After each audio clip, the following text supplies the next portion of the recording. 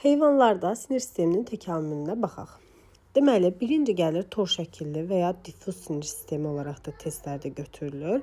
Bunlar bağırsaq boşluqları tipinə aid olan heyvanlardır. Burada məsələn hidra misalında göstərilmişdir. İkinci sütunvari sinir sistemi. Sütunvari sinir sistemi yassı qurdlar və sap qurdlar tipində rast gəlinir. Burada ağ planar üzərində sütunvari sinir sisteminin şəkli verilmişdir. Yuxarıda 2 ədəd sinir düyünü, daha sonra onlardan çıxan sinir sütunları və eninə atmalardan təşkil olunmuşdur. Düyünlü sinir sistemi həlqəvi qurdlar, mollusklar və boğmayaqlar tipinə aiddir düyünlü sinir sistemi.